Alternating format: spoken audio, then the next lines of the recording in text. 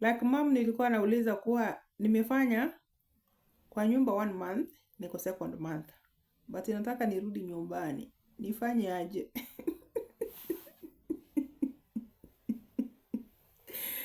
Nimeona mwingine akisema next to that comment, anasema ukijibiwa uniite. Anyway, for those people who are seeing me for the very first time, my name is the Lack Mom Deborah Anshoka. I create awareness on what happens in the Middle East. I do also book tickets for those people who are traveling. In case you need my help, my number is 0727846930. Remember, booking tickets is the only service I do for free as a way of giving back to my fans. So, huyu najua watu wanangoja comeback, lakini wacha nitakuletea comeback kidogo, lakini pia naweza kueleza vile utafanya ndio utoke. Unakaa last born. Na hata last born, sio last born, watu wazembe. Wewe unakaa tu, sijui vile nitakuita, lakini unajua vile unakaa.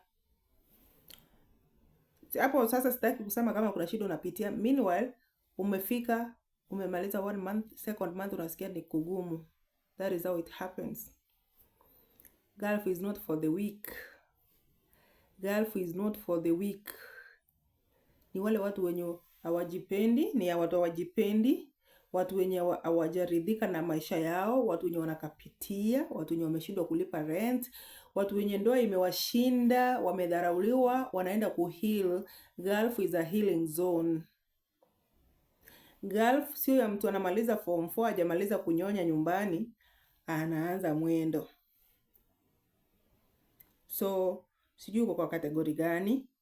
Ukifika Gulf, unaweza onyeshwa red flags, unaweza pitishwa, unaweza kula once a day or once after 2 days ukiwa mgeni. Ukifika Gulf, Mwarabu anaweza kupima, anaweza kukupima kwanza aone kama akili yako inafanya. Huko ni zone pia ya majaribu. But 1 month, uko second month, unataka kurudi nyumbani. Kuna kitu ulikuwa umeacha nyumbani.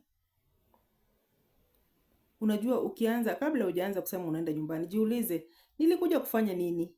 Nimepata chenye nilikuja kutafuta? That is the question you need to ask yourself. First, nimepata chenye nilikuja kutafuta? Ikiwa hujapata, unakaza kamba, unaendelea na kazi. But siwezi jua unapitia nini in the first place. But kama ni uzembe, change attitude, uchape kazi. Kama ni uzembe, kemea spirit ya uzembe, ikuachane, ufanye kazi.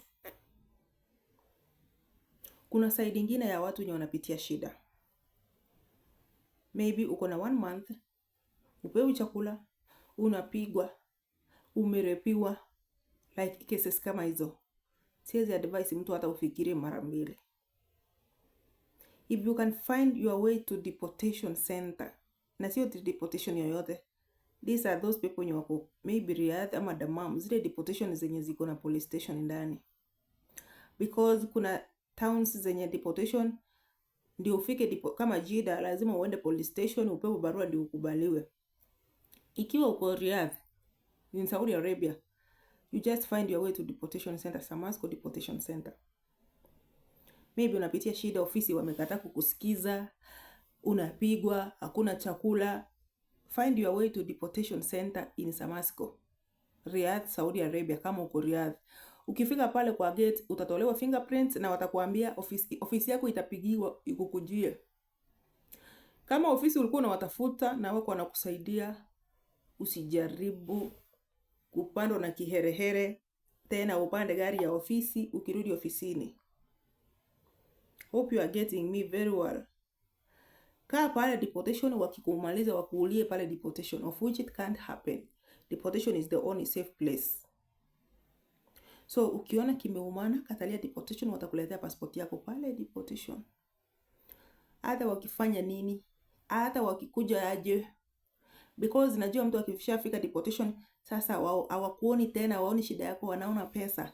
Juu wanaona wakikurudisha kwa ofisi wataenda kukuuza pesa. So ukifika deportation, mtu mwenye kuna akili timamu, mwenye ijakorogeka, unabaki pale deportation.